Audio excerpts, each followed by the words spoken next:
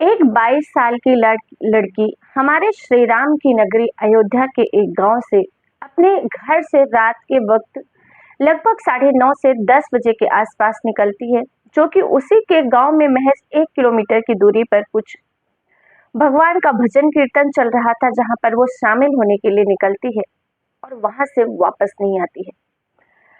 लेकिन जब वो उस दिन से 3 दिन के बाद उस लड़की का पता चलता है और वो जिस अवस्था में मिलती है, कई लोग उसे देखकर बेहोश हो जाते हैं। लड़की पूरी नग्न अवस्था में थी, हाथ पैर उसके तोड़े जा चुके थे, आंख की पुतलियां उसकी निकाली जा चुकी थी, प्राइवेट पार्ट में लाठी बोतल सब डाला जा चुका था। इतनी हैवानियत की हद थी। आपको दिल्ली का कांड याद होगा। कुछ समझ लीजिए कि वैसा ही केस आज हमारे अयोध्या में हुआ है। बहुत ही शर्मनाक और बहुत ही दर्दनाक घटना है। दोस्तों, आगे बढ़ने से पहले अगर आप हमारे वीडियो पर नए हैं तो प्लीज वीडियो को पूरा देखें, साथ ही चैनल को सब्सक्राइब जरूर करें। दोस्तों, ये जो मैं सच्ची घटना आपको सुनाने जा रही हूँ, ये है अयोध्या का एक गांव है, जहां पर एक दलित परिवार की बेटी, जिसकी उम्र 22 साल के आसपास थी, जो कि एक नॉर्मल लड़की भी नहीं थी। मानसिक विकास उस लड़की का पूरी तरीके से नहीं हुआ था, लेकिन घर के सारे कामकाज वो अच्छे से करती थी, सबसे बात करना जानती थी, रिस्पेक्ट करना जानती थी, और शायद उसकी इसी मासूमियत की वजह से वहां उसके आसपास मोहल्ले के जानने वाले जितने भी लोग थे, सब उसको बहुत प्यार करते थे। और इसका सबसे बड़ा कारण ये भी था, उस प्यार की वजह से वो अपने आप को हर वक्त महफूज समझती थी।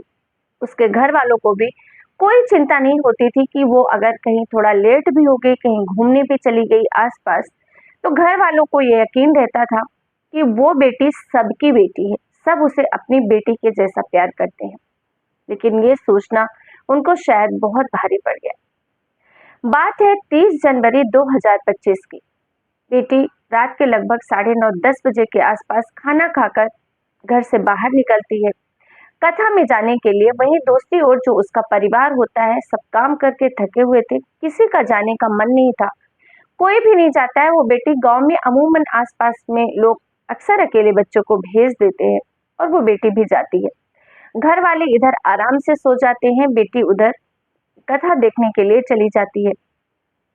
रात का वक्त था, घर वाले सो जाते हैं। अब उनको ये था कि जब बेटी आएगी आकर सो जाएगी, लेकिन किसी ने इस तरफ ध्यान ही नहीं दिया कि बेटी अभी तक आई ही नहीं। और जब दूसरा दिन सुबह होती है, तो जब घर के लोग जागकर देखते हैं, तो पता चलता है कि जो बेटी गई थी वो तो आई ही नहीं। आसपास ढूंढने लग जाते हैं, आसपास के लोगों से पूछने लग जाते हैं। जहां पर कथा चल रही थी, कीर्तन चल रहा था, वहां जाकर भी पूछते हैं, तो कहते हैं कि यहाँ पर तो आई ही नहीं आपकी बेटी। सारा परिवार परेशान हो जाता है। अपनी तरफ से परिवार जहां भी ढूंढ सकता था ढूंढता है, लेकिन बेटी का कहीं पता नहीं चलता। और इस तरीके से करीब 2 से 3 बज जाते हैं। उसके बाद थक हार कर परिवार पुलिस स्टेशन जाता है और पुलिस को सारी घटना बताता है कि मेरी बेटी कल गई थी, आई नहीं है। लेकिन पुलिस इनकी बातों पर ज्यादा ध्यान नहीं देती है, सीरियसली नहीं लेती, और कहती है कि गई है तो आ जाएगी, आप फिक्र मत कीजिए। और इस तरीके से परिवार को समझा बुझाकर वो वापस घर भेज देती है। अब इस तरीके से पूरा दिन निकल जाता है, शाम हो जाती है, शाम के बाद पूरी रात भी गुजर जाती है। और जब रात के 10-11 बजे के आसपास तक बेटी फिर नहीं मिलती है, कोई पता नहीं मिलता, तो पुलिस के पास परिवार फिर पहुंचता है और कहता है, साहब मेरी बेटी को ढूंढने में हमारी मदद कीजिए, बेटी हमारी नहीं मिल रही है, और वो बहुत होशियार भी नहीं है, मानसिक विकास उसका पूरी तरीके से हुआ नहीं है। अब पुलिस जैसे तैसे करके एफआईआर तो दर्ज कर लेती है, लेकिन तब भी उस केस को वो इतनी गंभीरता से नहीं लेती और परिवार को घर भेज देती है। और इस तरीके से 31 जनवरी की रात भी निकल जाती है। अब आती है 1 फरवरी।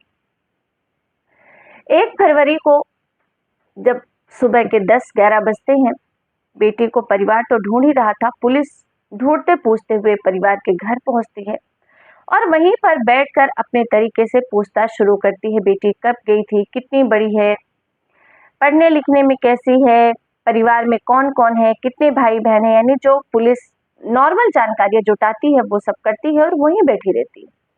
ज़्यादा कुछ मशक्कत करती नहीं है उस बेटी को ढूँढने में। और अगर घर वाले आस-पास के लोग बोलते हैं कि साहब कुछ तो कीजिए, तो कहते हैं कि प्रयागराज में भी महाकुंभ चल रहा है जिसके चलते पुलिस बल की बहुत कमी है और इस वजह से हमारे पास पुलिस बल ज़्यादा है नहीं। हम अपनी स्तर से जितनी कोशिश कर सकते हैं हम कर रहे हैं। ऐसे-तैसे 1 फरवरी का दिन निकल जाता है और लगभग 3 से 4 बजे के आसपास जब कुछ लोग निकल रहे थे, ढूँढ ही रहे थे समझ लीजिए, तभी वहाँ पर एक स्कूल होता है।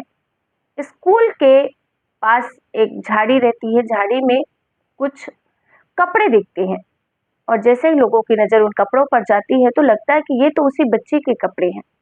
पास में जाकर देखते हैं तो सबको यकीन हो जाता है कि बच्ची के साथ कुछ तो अनर्थ हुआ है और ये कपड़े उसी के हैं। साथ ही वहाँ पर जब देखते हैं तो काफ़ी सारे खून के छींटे भी पड़े थे और साथ ही जैसे हम किसी को घसीटते हुए लेकर जाते हैं तो घसीटने का जो निशान था वो भी वहाँ से निकल रहा था और जब वो घसीटने वाला निशान था उसका पीछा करते करते लोग पहुँचते हैं एक वहाँ पर लगभग 500 मीटर की दूरी पर एक सूखा नाला था, वहाँ पहुँचते हैं और वहाँ जैसे ही वो मंजर देखते हैं सबकी चीख निकल जाती है। कई महिलाएं वहीं बेहोश होकर गिर जाती है क्योंकि जो सामने का जो उस लड़की का नजारा था बहुत ही भयावह था। दरअसल जो वो लड़की थी वो पूरी तरीके से नग्न अवस्था में थी, नग्न अवस्था में पड़ी हुई थी। उसके शरीर में अनगिनत चोटें थी, पूरे शरीर का शायद कोई हिस्सा नहीं बचा था जहां पर उसको नहीं चोट दी गई और नहीं मारा गया। उसके प्राइवेट पार्ट से लगातार खून बह रहा था। उसके प्राइवेट पार्ट में लाठी और कांच की बोतल तक डाली गई थी। उसकी जो दोनों आंखें थी वो आंखें निकाल ली गई थी, नोच दी गई थी, फोड़ दी गई थी। इतनी हैवानियत की हद थी कि कोई भी सपने में सोच नहीं सकता था, लेकिन उस बच्चे के साथ इतनी हैवानियत की गई थी। और तो और उस बच्चे की पोटी तक निकल चुकी थी क्योंकि उसके साथ इतनी दरिंदगी की गई थी। जैसे ही पुलिस को ये सूचना दी जाती है, पुलिस मौके पर पहुंचती है। मौके में जाकर पुलिस बॉडी को पोस्टमार्टम के लिए लेकर जाती है। इधर परिवार वालों का रो रो कर बुरा हाल था। साथ ही ये जो बात होती है मीडिया के जरिए आग की तरह फैलती है। वहाँ के जो सांसद होते हैं अवधेश प्रसाद जी, उनको ये सूचना मिलती है और जैसे उन्हें सूचना मिलती है कुछ ही समय में वो एक प्रेस कॉन्फ्रेंस करते हैं और मीडिया के सामने वो अफसोस जताते हैं, बहुत रोने लग जाते हैं कि हमारे प्रदेश की बेटी के साथ ऐसी हैवानियत हुई है। मैं